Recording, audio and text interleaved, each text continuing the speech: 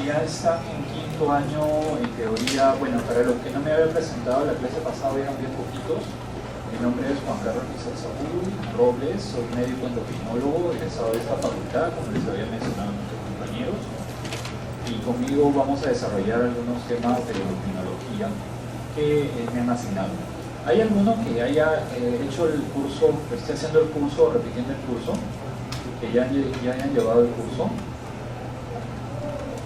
¿No? ¿Todos son nuevecitos? ¿Sí? Okay. Muy bien, el cáncer de tiroides y el hipertiroidismo son los temas importantes en el campo de la endocrinología.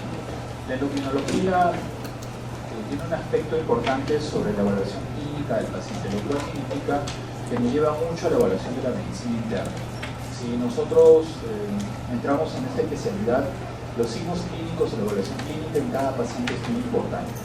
Entonces necesitamos tener una orientación general del paciente para poder entablar un buen diagnóstico clínico respecto a las patologías tiroideas.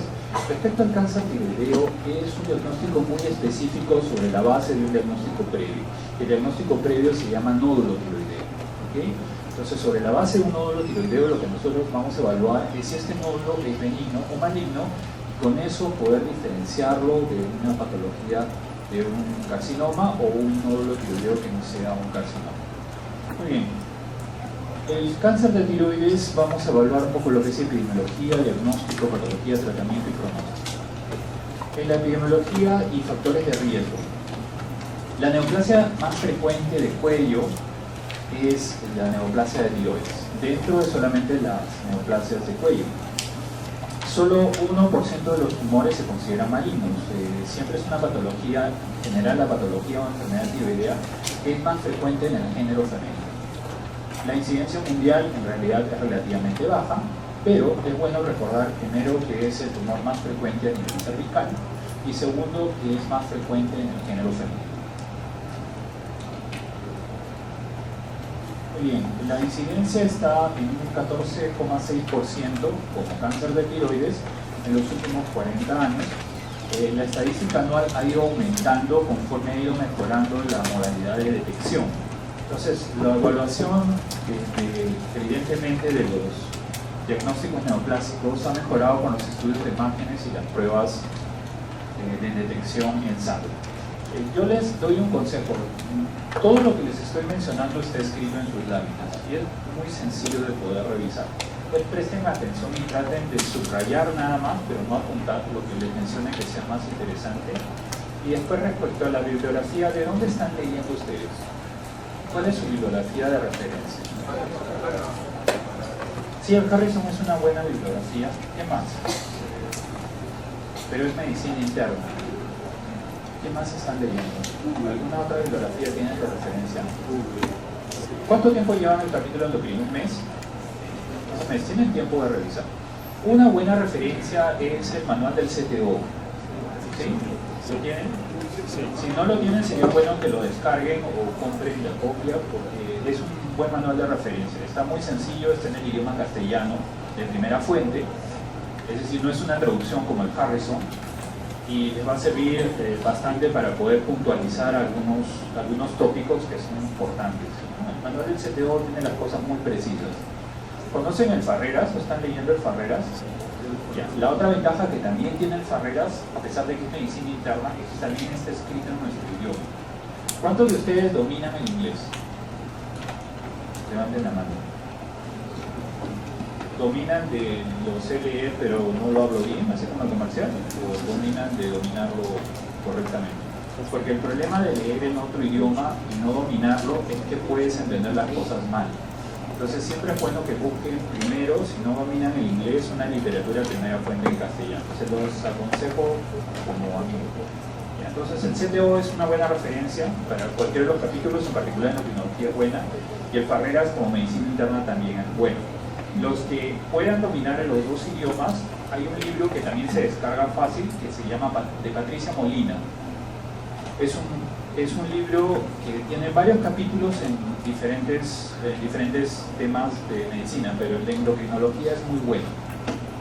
¿Ya? No tiene versión en español, pero la versión en inglés es muy precisa, muy práctica, los dibujos son muy buenos y esquemáticos para que ustedes puedan entender. Patricia Molina. Hay otros libros más, pero en este nivel todavía no. Esos 3 de referencias son muy buenos. ¿Ya? Muy bien. Asociado a mortalidad en un 21%.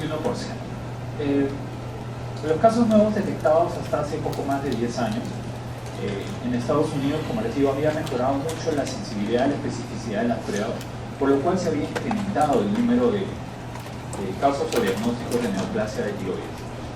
Una de las pruebas muy importantes son las ecografías tiroideas, y debido a la mejoría en cuanto a la resolución de esta prueba se podían detectar mejor.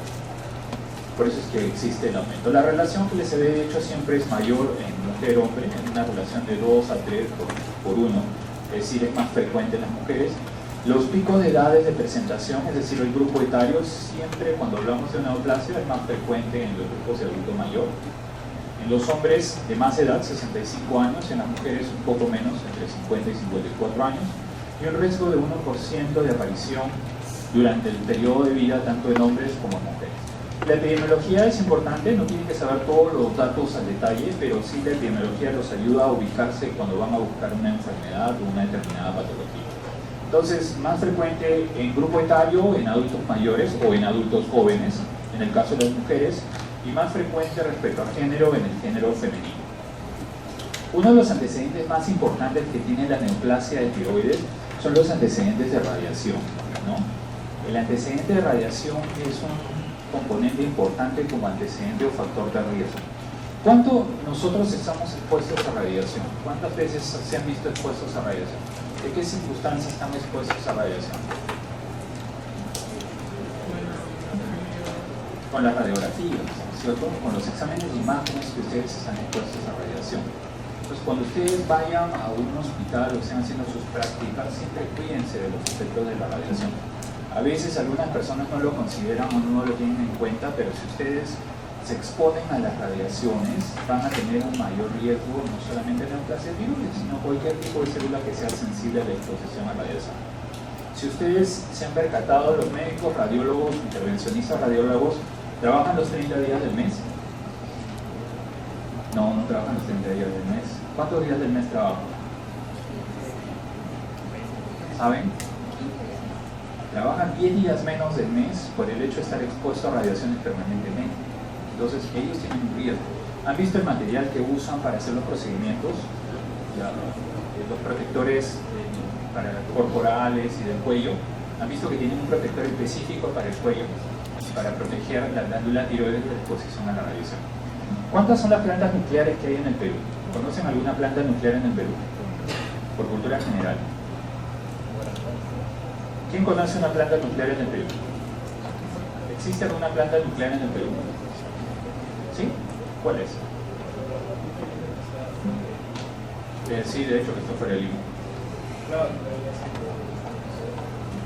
Sí, es la planta del Guarangal. Es la única planta nuclear que tenemos en el Perú. Y se producen los radioisótopos para pruebas de yodo radioactivo. ¿Sabes? Es la única planta que tenemos nuclear en el Perú, pero sí hay una planta nuclear. ¿Podría generar otro tipo de productos esta planta? Sí, pero no está en actividad al 100%. Pero sí tenemos una planta nuclear, que es la planta del Guarangal. ¿Y dónde está?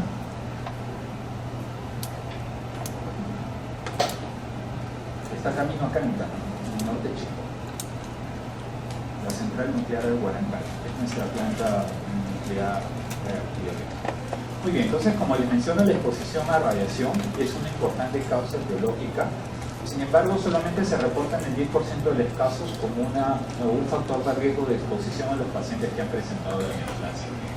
Dos de los antecedentes más importantes de radiación a nivel mundial, y eso se los quería comentar, son los accidentes nucleares que han habido, el primero en Chernobyl y el segundo en la central de Fukushima. Ustedes han leído por cultura general qué pasó allí. ¿Saben lo que pasó en Chernobyl? ¿Saben dónde queda Chernobyl? En Ucrania. Muy bien, doctor. ¿Y qué pasó en el accidente nuclear de Chernobyl? ¿Saben lo que pasó? El accidente nuclear de Chernobyl es muy importante de referencia como un factor de riesgo de exposición a radiación.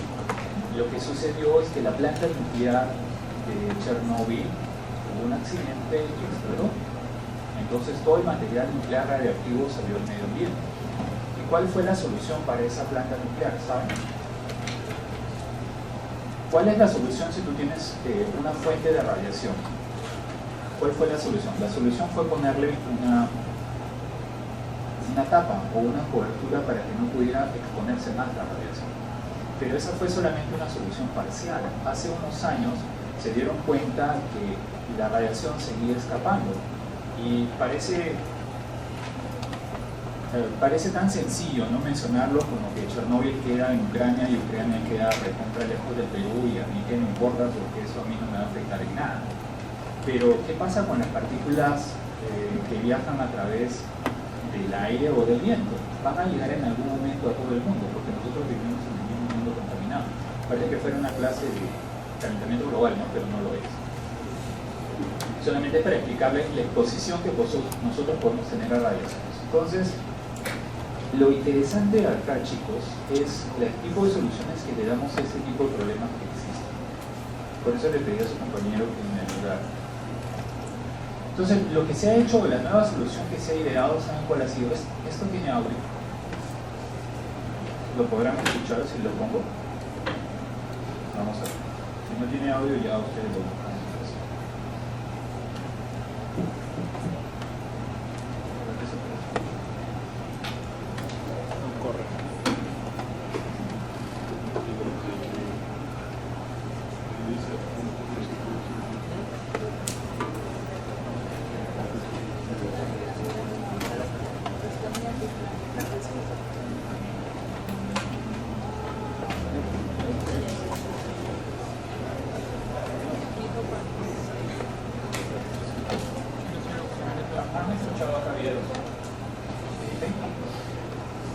Entonces se supone que funciona.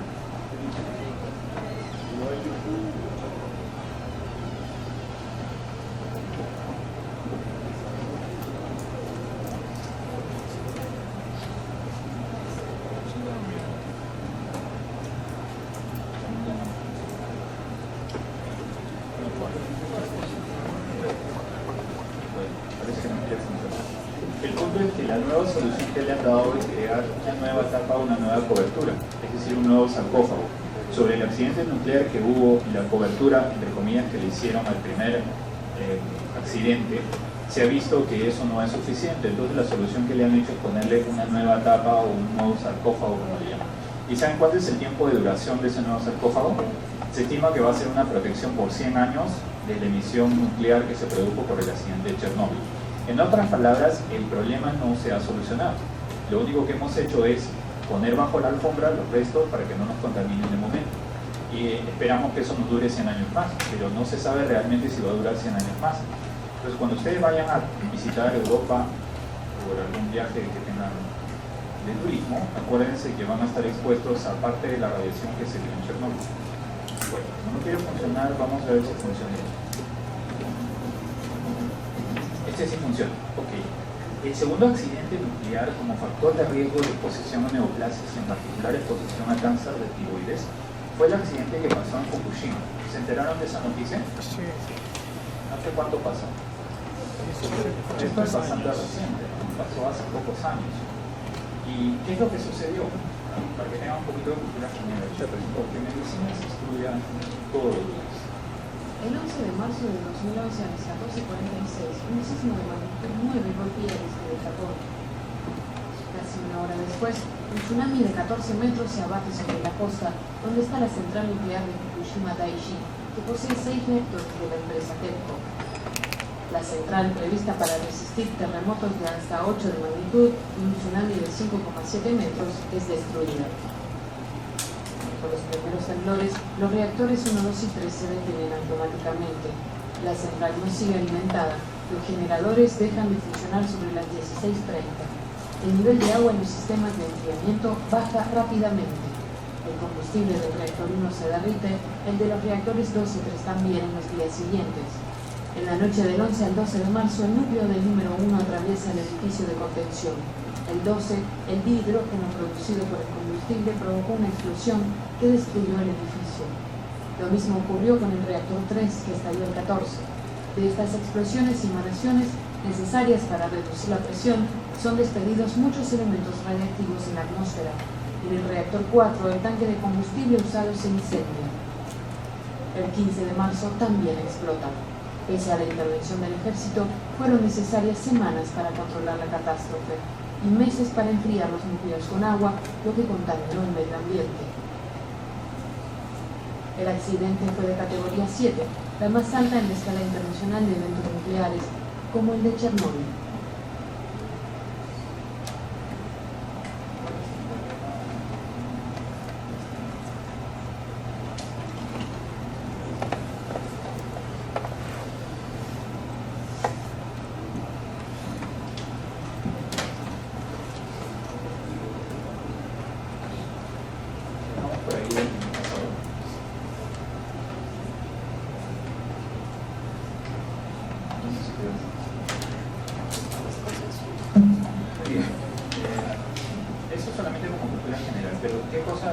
La moraleja de esto es que la exposición a radiación siempre va a tener un efecto.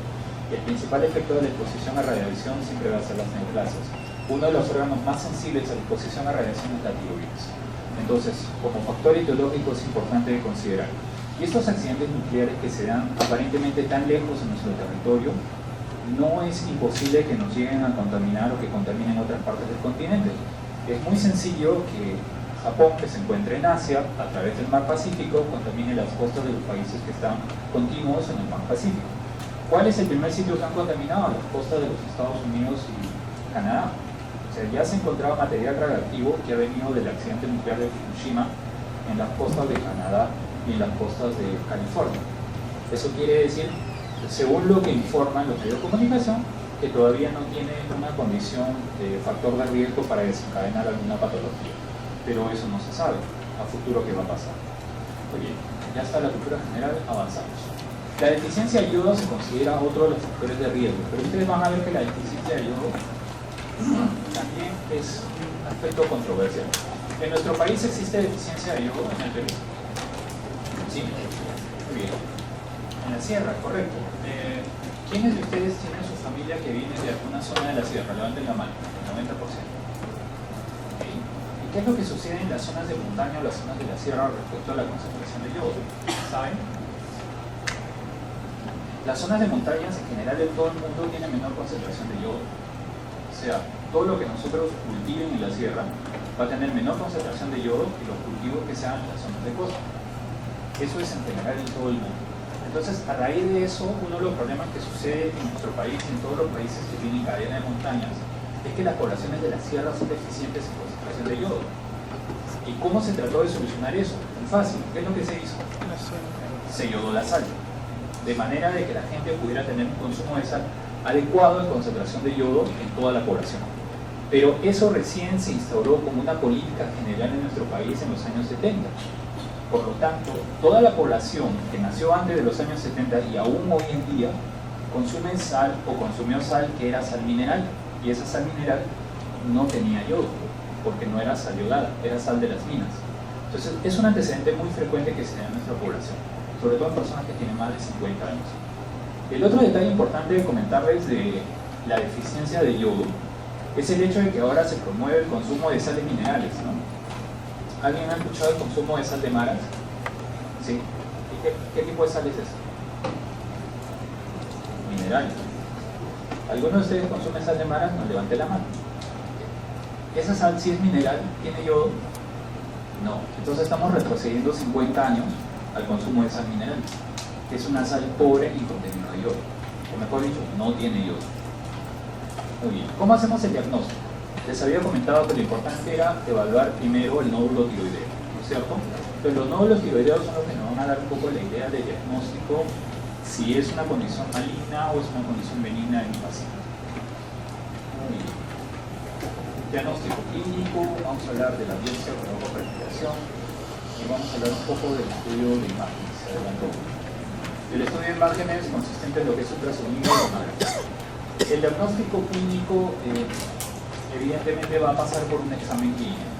Si nosotros queremos evaluar la tiroides de un paciente, ¿cómo abordamos la tiroides? ¿Cuál es el punto de reparo anatómico rápido para poder abordar la tiroides? ¿Se acuerdan? ¿Cuál es el punto de reparo anatómico? Hay varios puntos de reparo anatómico, pero hay uno que es muy importante que lo recuerden en su evaluación clínica. ¿Cuál es? La horquilla esternal. ¿Okay? La horquilla esternal. Si ustedes ubican rápidamente la horquilla esternal, van a poder tener un abordaje muy sencillo o relativamente sencillo sobre la glándula tiroidea. Porque si no van a estar tanteando entre los cartílagos y tratando de buscar la glándula. Es más sencillo que ustedes ubiquen la horquilla esternal y hacia adentro van a encontrar la glándula tiroidea. Si ustedes palpan o intentan palpar la glándula tiroidea, la van a encontrar en una persona sin patología. La respuesta es no, no deberían de palpar la glándula tiroidea. Si ustedes palpan la glándula tiroidea, o es una persona muy delgada, en la cual puede palparse en algunos casos, o tiene un incremento de tamaño o volumen. Estamos avanzando. La exploración dice que debe ser cuidadosa a nivel de la región cervical, nos permite delimitar la existencia de uno o varios nódulos, su tamaño aproximado, la consistencia o la adherencia a planos profundos. Es decir, si nosotros vamos a palpar la glándula tiroidea, palpamos un nódulo, en primer lugar ese nódulo tiene que tener un tamaño considerable. ¿Saben por qué? Porque los nódulos de menos de 0.5 centímetros o 5 milímetros no son palpables usualmente. Se palpan pero por manos expertas o gente que tiene experiencia en la palpación de nódulos tiroideos o palpación de glándula tiroidea. Es bien difícil que ustedes palpen un nódulo de 0.5 centímetros. ¿Cuánto es 0.5 centímetros? ¿Imaginan? Y el nódulo no se va a ubicar anatómicamente en la parte de la tiroides para que ustedes lo puedan palpar. Puede ser en la parte anterior o estar en la parte posterior. Entonces, el examen físico a veces suele ser no tan específico cuando nosotros tratamos de ubicar un nódulo tiroideo. Si ustedes logran palparlo, es importante que vean las características, ¿no? Como lo que dice ahí. Si es uno, si son varios, el tamaño aproximado, usualmente se utiliza el dedo pulgar como referencia para ver el tamaño de la glándula tiroidea. Se asume que el N debe ser del tamaño de nuestro pulgar, lo cual también es bastante controversial porque el pulgar de cada uno, si son más grandes o tienen la mano más chiquita o la mano más grande, va a ser diferente, así que no podemos sacar una conclusión homogénea en todos. Si está adherido a planos profundos, si es doloroso, y si tiene concomitantemente la presencia de enopatía, ¿no? Entonces siempre es necesario un estudio complementario. Muy bien, el estudio por excelencia que nos va a dar un alto porcentaje de diagnósticos son las biopsias por aplicación con aguja fina. La sensibilidad del 80% para carcinoma tiroideo papilar medular indiferenciado, con una especificidad que tiene alrededor de 73%, 73.2%. En los casos de carcinoma folicular, la precisión de la BAF se reduce un poco a 40 o 70%, pero sin embargo sigue siendo un examen muy importante para valorar el diagnóstico de un carcinoma de tiroides. La ecografía tiroidea. Es un procedimiento bastante sencillo a través de la ultrasonografía que nos puede dar un diagnóstico muy acertado respecto a la naturaleza de la glándula. Como les mencionaba, las pruebas respecto a los estudios de imágenes han mejorado mucho y nos permiten dar una mejor resolución y con ello visualizar mejor las características y condiciones de los nódulos que estamos evaluando. Entonces, los ecógrafos actuales nos van a dar una gran sensibilidad. Los resultados muchas veces de las series indican aproximadamente el 69% de los nódulos tiroideos son sólidos, el 19% son quísticos, un 12% son mixtos. Esto es lo que nos va a diferenciar el examen de un ecografista o de una evaluación ecográfica respecto a un nódulo tiroideo. Nos interesa saber si los nódulos son sólidos, son quísticos o si son mixtos, es decir, de contenido sólido o de contenido líquido o ambos, y algunas características más que lo vemos en el examen de tiroides, como pueden ser los contornos y si hay calcificación. En cuanto a la gamografía, es otro de los estudios de imágenes importantes. Entonces recuerden, abordaje del nódulo tiroideo, la parte clínica es importante. La segunda o una de las pruebas más sensibles que tenemos es la biopsia con aguja fina, pero no olvidemos los estudios de imágenes que siempre pueden ser la primera herramienta para hacer el diagnóstico de una neoplasia respecto a un nódulo tiroideo. La gamografía podemos usar cualquiera de esas marcadores o radiotrazadores, como son el tecnesio, el yodo y el yodo 125, que se producen en nuestro país. O sea, nosotros tenemos acceso a la producción de ese tipo de marcadores para poder evaluar las gamografías.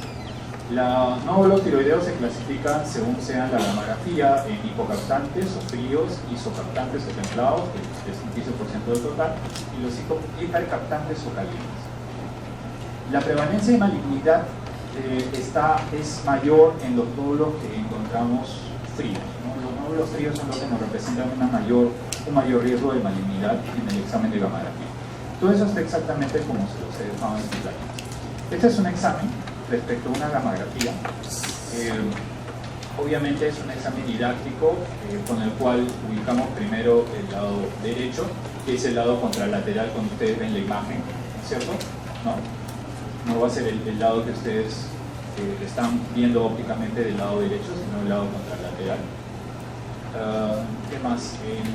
Es importante ver la delimitación de la glándula tiroidea en una gamografía.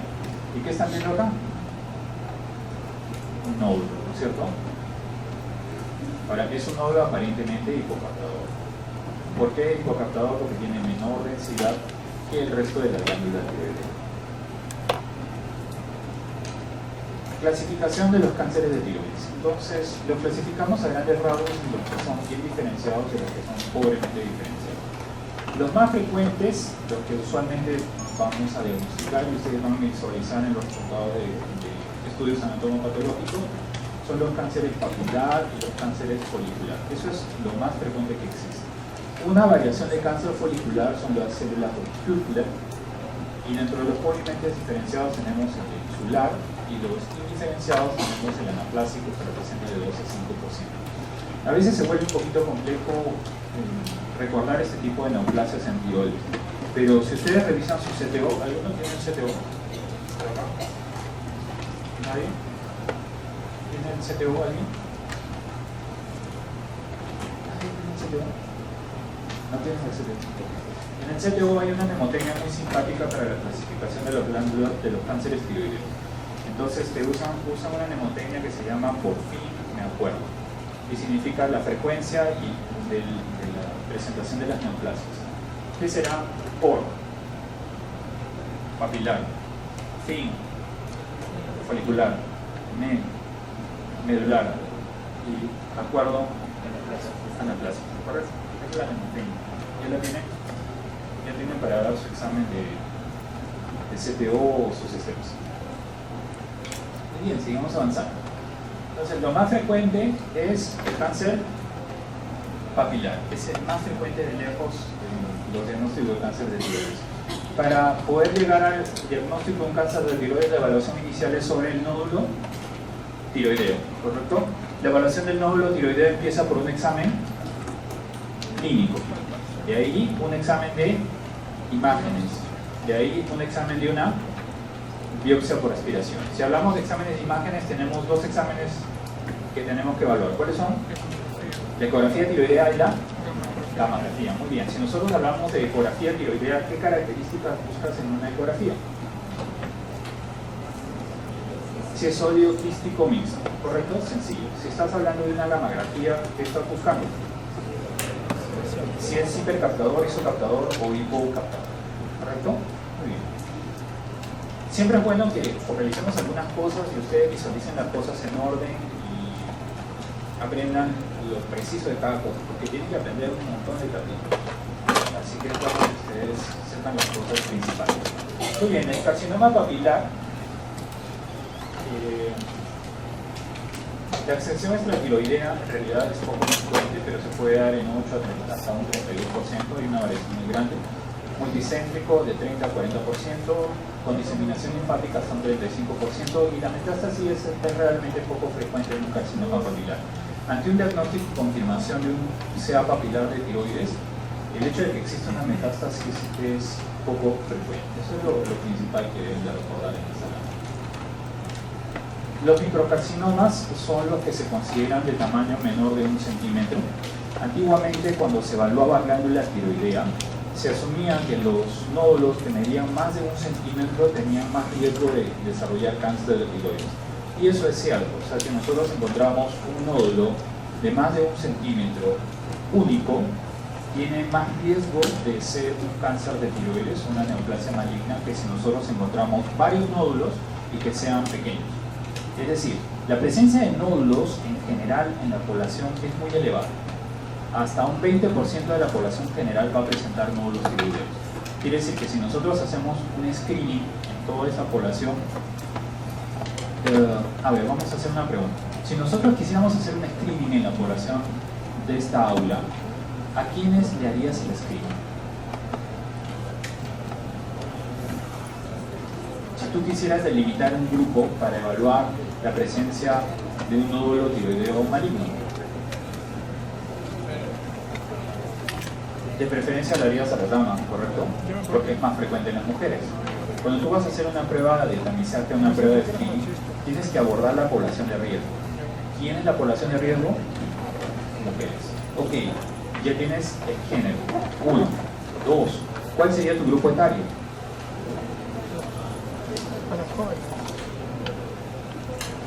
Mayores de 55 años, ¿correcto? Muy bien. Entonces, tú tendrías, si tú tuvieras para hacer un dosaje de 50 pruebas de screening para nódulo tiroideo y tienes 2 poblaciones, la primera población es un asilo de ancianos y la segunda población es los alumnos de la Universidad San Martín, ¿a quién irías a hacerle el screening? Al asilo de ancianos, obvio. ¿Por qué? Porque tienes mayor riesgo por el grupo etario, ¿correcto? Muy bien. Ahora, si el asilo de ancianos fuera solamente de varones, ¿a quién harías el screening? ¿A la Universidad San Martín o al asilo de ancianos? Yo no le haría a ninguno. ¿Por qué no le harías a ninguno? Porque estás excluyendo el grupo de riesgo. ¿Por qué excluyes el asilo de ancianos? ¿Tienen la edad de riesgo? Sí. ¿Pero tiene el género de riesgo? No. La Universidad San Martín, ¿tiene el género de riesgo? ¿Tiene la edad de riesgo? No. ¿Para qué vas a gastar tu presupuesto en hacer eso? No tiene sentido. Si tú vas a evaluar diabetes, ¿lo evaluarías sobre una población que es obesa o sobre una población que es delgada? ¿Sobre quién evaluarías? Sobre la población obesa. No tiene sentido que gastes tus recursos en evaluar una población delgada si sabes que la obesidad es un factor de riesgo. Entonces la epidemiología siempre es importante, chicos. Parece que no fue importante, pero es sumamente importante para tomar decisiones de evaluación de pacientes. ¿Correcto? Una más. Si ustedes van a evaluar una neoplasia de tejido digestivo, vamos a decir de estómago, ¿cuál es el grupo etario más frecuente? Mayores de 40 años. Okay. ¿Tú evaluarías o harías endoscopía en jóvenes menores de 20 años para descartar cáncer de estómago? No tiene ningún sentido, ¿cierto? Estás desperdiciando recursos cuando tú podrías abordar una población que sí puede tener riesgo. Entonces, es importante considerar eso en las neoplasias y en los screenings que ustedes van a hacer. Muy bien. El carcinoma folicular es menos frecuente, evidentemente. Es el segundo en frecuencia después del papilar, pero mucho menos frecuente. El carcinoma medular mucho menos frecuente, y el carcinoma medular está asociado a los tumores neuroendocrinos.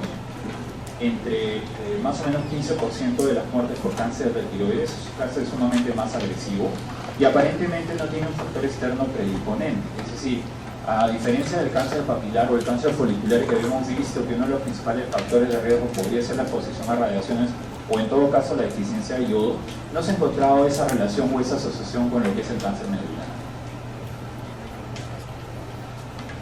La presentación esporádica puede darse en el 80% de los casos y en la cuarta década de la vida, familiar, porque está relacionado a antecedente familiar en la segunda y tercera década de la vida y con un 20%. Hay una diseminación temprana a ganglios, sí, entre un 50 y 75%. Y en este caso sí puede provocar una metástasis a distancia. A nivel pulmonar, por ejemplo. Uno de los marcadores para evaluar el cáncer medular es la calcitonina, que es la hormona producida por las células C parafoliculares. Cuando ustedes revisaron la glándula tiroidea o revisan una glándula tiroidea, saben que tienen las células parafoliculares y las células foliculares. las células foliculares, que son las encargadas de producir las hormonas tiroideas, y las parafoliculares, que son las encargadas de producir las células, la calcitonina. La evaluación es la evaluación inicial en el carcinoma de tiroides, y sospecha siempre de una neoplasia endocrina múltiple. En las neoplasias endocrinas múltiples, en cuanto a frecuencia y fenotipo, las neoplasias endocrinas múltiples 2A y la neoplasia endocrina múltiple 2B. Creo que tengo una lámina que es más... Muy bien. Está asociado generalmente a un carcinoma medular de tiroides, a un feocromocitoma, un hiperparatiroidismo y algunas veces un síntoma de dorsalgia en el caso de neoplasia endocrina múltiple 2A. En el caso de endocrina múltiple 2B, también carcinoma medular de tiroides, que es la base diagnóstica para poder evaluar un carcinoma medular de tiroides, un feocromocitoma, y puede ser un cáncer de aspecto marfanoide, o puede también ser afección de neuronas de la mucosa o gangliomatosis intestinal. En cuanto a los carcinomas anaplásicos, son relativamente raros, son los más letales. La presentación puede darse generalmente en el séptimo o la séptima década de la vida. Pueden presentarse como carcinomas bien diferenciados y ser un diagnóstico diferencial de un cáncer papilar, que es el más frecuente, pero obviamente la evolución es diferente. Estos cánceres son más agresivos que el cáncer papilar. Muchas veces cuando nosotros diagnosticamos un cáncer papilar, la presentación ha tenido muchos años de evolución. ¿Cómo es el tratamiento y seguimiento de los cánceres de tiroides? Lo principal ante el diagnóstico confirmatorio de una neoplasia de tiroides es la cirugía. ¿Y por qué la cirugía? Acá vamos a detenernos un ratito para explicarles. En la neoplasia de tiroides, obviamente, el centro de atención es la glándula, y el centro de atención tiene que ser la zona donde se va a proliferar estas células neoplásicas. ¿Cuál es la zona que va a proliferar estas células neoplásicas? Evidentemente la glándula tiroidea. ¿Hay otra zona o tejido que nosotros podamos tener que produzca hormonas tiroideas en nuestro cuerpo? ¿Hay otra zona o tejido que nosotros podamos tener que produzca hormonas tiroideas en nuestro cuerpo? La respuesta es no, solamente la glándula tiroidea. Por lo tanto, si nosotros hacemos una excisión de glándula tiroidea, estamos resolviendo el problema parcialmente. ¿Cuál es el problema que tenemos usualmente con los tratamientos quirúrgicos en glándula tiroidea? Creo que se los mencioné la vez pasada, y vamos a hablar de hiper o hipoparatiroidismo con ustedes. No, con ustedes no. Bueno, el principal problema que tenemos con las excisiones de glándula tiroidea no es la deficiencia de hormona tiroidea. El problema que tenemos usualmente con las cirugías de tiroides es la deficiencia de hormona PTH. ¿Por qué? Porque cuando ustedes hacen una excisión de glándula tiroides por un diagnóstico neoplásico, perfecto, ya no tenemos las células que van a proliferar, que es el único órgano que prolifera, la glándula tiroidea. Pero ¿dónde se encuentran las glándulas paratiroides? Por pares ubicados a los lados de la glándula tiroides. Y es bien difícil, así sea mano de un cirujano experto, que no puedan afectarse las glándulas paratiroides cuando hay una excisión de la glándula tiroidea. Entonces, ¿qué es lo que sucede? Si nosotros no tenemos la glándula tiroides, ¿qué produce la glándula tiroidea? No, la glándula tiroidea, su principal producción es hormona tiroidea. ¿No es cierto? Muy bien. ¿Y nosotros tenemos hormona tiroidea para brindarle a la persona cuando tiene una deficiencia de hormona tiroidea? Sí, la levotiroxina. O sea, comercialmente tú puedes reemplazar fácilmente la hormona tiroidea. Pero ¿qué pasa cuando hay una excisión de las paratiroides? ¿Qué producen las paratiroides? Paratormona. ¿Nosotros tenemos paratormona? No, no existe en el mercado la paratormona como reemplazo. ¿Qué le das al paciente cuando tiene una deficiencia de paratormona? Le das calcio, porque se supone que la paratormona se encarga del metabolismo cálcico.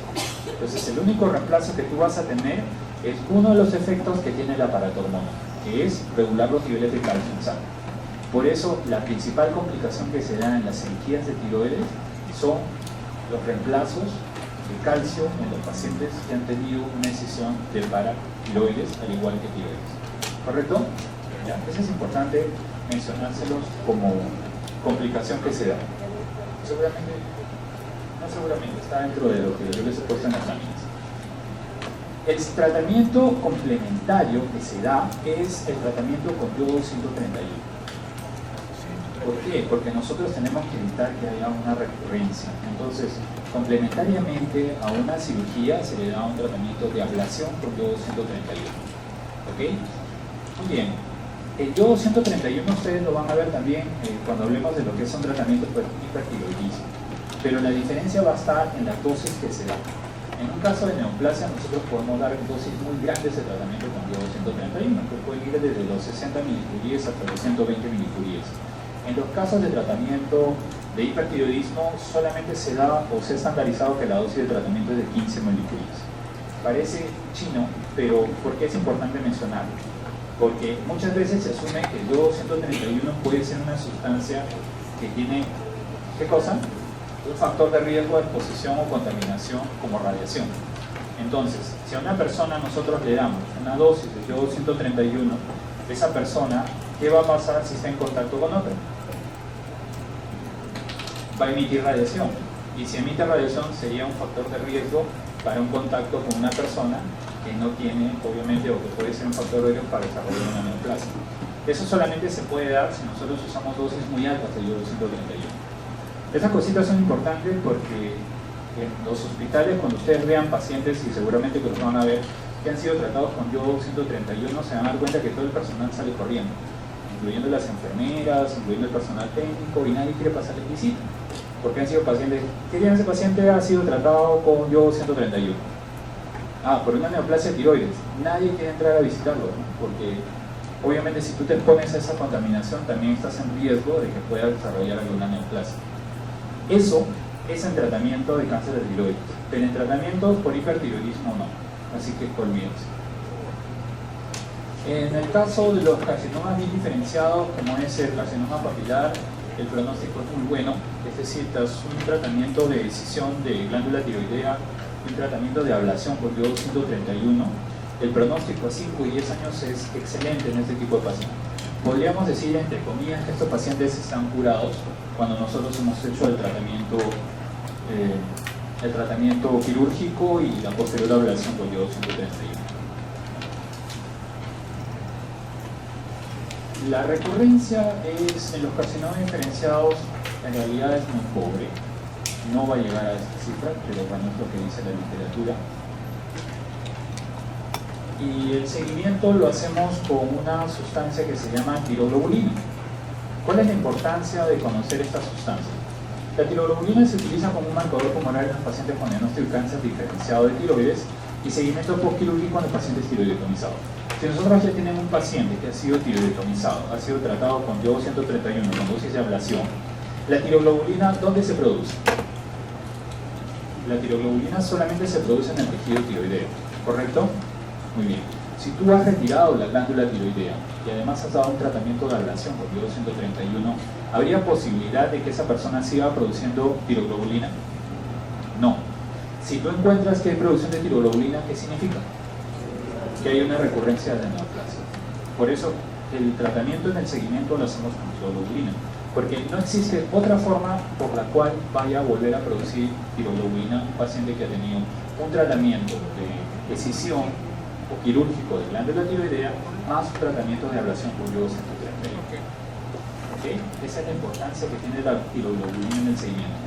Es lo único, el tejido tiroideo es el único tejido que va a producir esta sustancia. Muy bien. Esto es solamente para ver los niveles, cómo pueden ir descendiendo, y vamos a ver un poco del pronóstico. Dependiendo del tipo, el pronóstico puede ser muy bueno. Mayor grado de intergeneración, con menor grado de captación de yodo, va a depender el pronóstico del tamaño tumoral que haya tenido, la multifocalidad, la invasión extratiroidea, la metástasis ganglionar y la metástasis a distancia. En conclusión, son las neoplasias más frecuentes de cuello y el tumor endocrino más frecuente a nivel de la región cervical. Solamente representan 1% de todos los tumores malignos. La evaluación del nódulo tiroideo por biopsia, la sensibilidad representa el 80%, la especificidad 73.2%. Ya les expliqué cuál sería la manera muy sencilla de recordar el orden de frecuencia. Era como por fin bueno, y era papilar, folicular, medular y anaplásico. ¿Cuáles son los diferenciados? El papilar y el folicular. Bien. Sé que estoy yendo un poco rápido, pero tenemos que avanzar con otra clase.